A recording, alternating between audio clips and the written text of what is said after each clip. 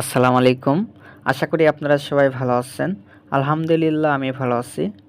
আমি আপনাদের দেখাবো যে ভিসা কার্ড থেকে কিভাবে বিকাশের মাধ্যমে টাকা নেওয়া যায়। এর জন্য আপনাকে সর্বপ্রথম বিকাশ অ্যাপসে ঢুকতে হবে। আমি আমার বিকাশ অ্যাপসে ঢুকলাম।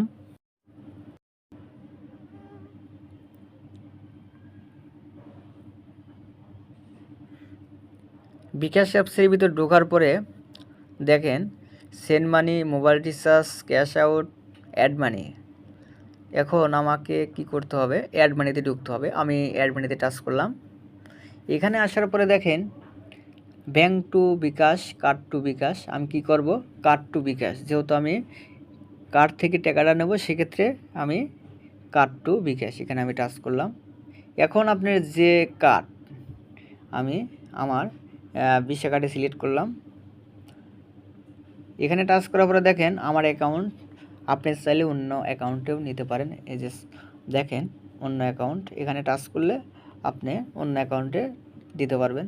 তো যেহেতু আমি আমার অ্যাকাউন্টে নিচ্ছি, সেক্ষেত্রে আমার অ্যাকাউন্ট এখানে টাচ করলাম। তারপরে দেখেন টাকার পরিমাণ এখানে লিখতে হবে। আমি 50 টাকা নিচ্ছি। এরপরে দেখেন আমি এই যে এখানে টাচ করলাম, এই যে এখানে টাচ করলাম। এখানে টাচ করার পরে দেখেন আপনি কার্ডটির স্ক্যান করুন। আপনি চাইলে কার্ডটি স্ক্যান করতে পারেন। তো আমি কার্ড স্ক্যান করব না, কার্ড নাম্বার এখানে সিলেক্ট করব। তো আমি কার্ড নাম্বার এখানে দিচ্ছি 4840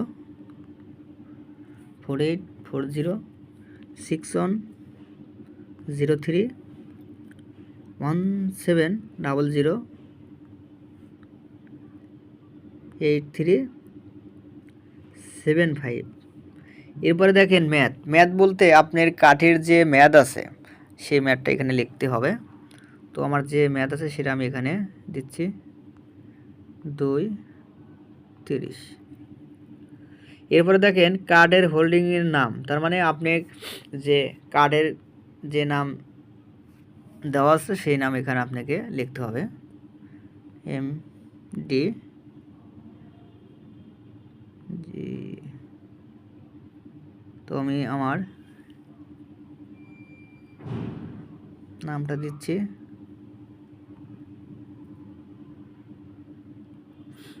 এরপরে দেখেন এখানে লেখা আছে, দেখেন ডেবিট অথবা ক্রেডিট কার্ডের সামনে পিছনে থাকা 3-4 সংখ্যা কোড লিখুন। তো আমি এখানে লিখে দিচ্ছি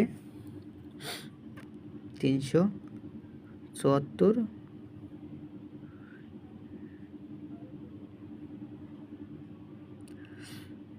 এরপরে দেখেন কিছু 30-40 সেকেন্ড সময় নেবে। নেওয়ার পরে আপনার একটা ফোনে একটা কোড নাম্বার যাবে। কোড নাম্বারটা দেওয়ার পরে সাবমিট দিলে আপনার টাকাটা কিন্তু চলে যাবে। তো দেখেন আমি আমার কোড নাম্বারটা এখানে দিচ্ছি